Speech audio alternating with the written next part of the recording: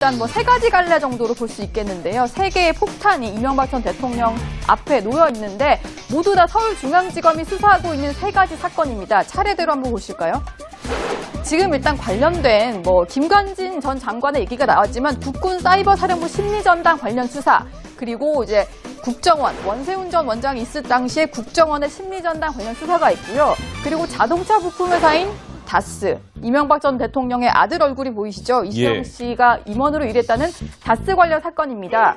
어떤 혐의들이 있는지도 한번 정리를 해봤는데요. 세 가지 사건을 다 이제 중앙지검이 수사를 하고 있는데, 가장 먼저 국군 사이버사령부 같은 경우에는 댓글 공작을 편 혐의, 이런 것들을 수사를 하고 있고요. 그렇죠. 그리고 국정원 역시 댓글 공작을 벌이고 좌파 블랙리스트를 만든 게 아니냐, 이런 의혹이 제기가 된 상태입니다. 그리고 이제 마지막으로 다스 같은 경우에는 실소유주가 이명박 전 대통령이 아니겠느냐라는 의혹이 제기가 됐는데, 어쨌든 지금 이명박 전 대통령까지 향하지는 않았지만 향해 가고 있는 그런 상황입니다. 한번 다시 좀 보여드리면요. 가장 먼저 이명박 전 대통령의 연결고리를 찾은 것은 국군 사이버사령부, 여기 조사인데 김관진 전 장관이 이런 진술을 했다는 것으로 알려졌죠. 이명박 전 대통령에게 지시를 받았다라는 얘기가 나오면서 이 수사가 이까지 향하지 않겠느냐라는 얘기가 나오고 있는데요. 그런데 국민들이 가장 궁금해하는 건 이 부분일 것 같습니다. 어떤 거죠? 이런 유행어가 생겼죠.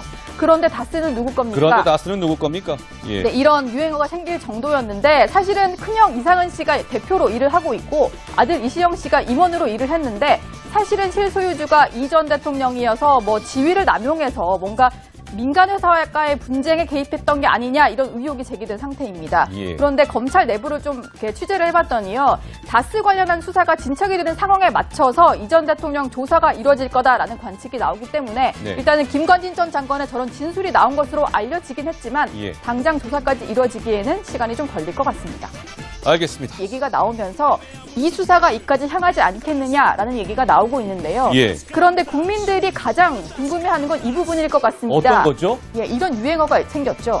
그런데 다스는 누구 겁니까? 그런데 다스는 누구 겁니까? 네, 이런 유행어가 생길 정도였는데, 사실은 큰형 이상은 씨가 대표로 일을 하고 있고 아들 이시영 씨가 일단 세 가지 갈래 정도로 볼 수 있겠는데요. 세 개의 폭탄이 이명박 전 대통령 앞에 놓여 있는데 모두 다 서울중앙지검이 수사하고 있는 세 가지 사건입니다. 차례대로 한번 보실까요? 지금 일단 관련된 김관진 전 장관의 얘기가 나왔지만 국군 사이버사령부 심리전당 관련 수사, 그리고 이제 국정원, 원세훈 사이버사령부 같은 경우에는 댓글 공작을 편 혐의, 이런 것들을 수사를 하고 있고요. 그렇죠. 그리고 국정원 역시 댓글 공작을 벌이고 좌파 블랙리스트를 만든 게 아니냐, 이런 의혹이 제기가 된 상태입니다.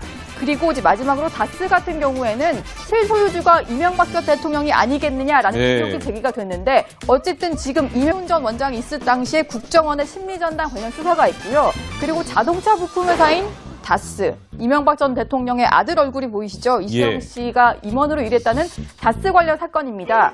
어떤 혐의들이 있는지도 한번 정리를 해봤는데요. 세 가지 사건을 다 이제 중앙지검이 수사를 하고 있는데, 가장 먼저 이명박 전 대통령까지 향하지는 않았지만 향해 가고 있는 그런 상황입니다. 한번 다시 좀 보여드리면요. 가장 먼저 이명박 전 대통령의 연결고리를 찾은 것은 국군 사이버사령부, 여기 조사인데 김관진 전 장관이 이런 진술을 했다는 것으로 알려졌죠. 이명박 전 대통령에게 지시를 받았다라는